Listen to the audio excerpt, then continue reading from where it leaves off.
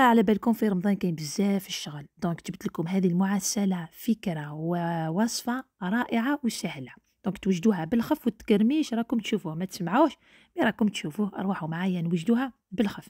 انا نسحقوا اوراق الفيلو، دونك لاباتا فيلو نتاعنا، وندهنوها بالزبدة ذايبة ولا بالسمن، ومن بعد ندبليوها هكا وندو ونعاودو ثاني ندهنوها، ونزيدوا لها اللوز اللي يكون مرحيوم محمص، ولا تزيدوا الكاوكاو ولا لي نوازيت واش عندكم في الدار، ومن بعد تزيدوا تروليوها هكا بهذه الطريقه كما راكم تشوفوا في الفيديو. جيبوا الموس كوبيوها وندو وحطوها في المول اللي يكون مدهون.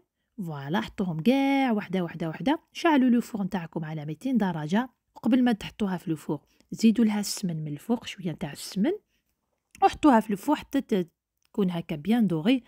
ومن بعد كي تخرج برك هكاك سخونه زيدوا لها العسل. انا نحبها بهكا بالعسل، ما نزيدوا لهاش السيرو. دونك لازم تسيوها لي جامي، حاجه سهله ولكن البنه والله العظيم هي هايله. شوفوا التقرميش راكم ما تسمعوهش، مي راكم نورمالمون راكم تشوفوه. اي ان شاء الله عجبتكم لا غوسات. رمضان كريم للجميع، تصوموا بالصحه والهنا. ديروا جيم، ديروا ابوني، ديروا بارطاج مع لي زامي تاعكم، وانا نقول لكم الى وصفه واحده اخرى. تهلاو في رواحكم. باي باي.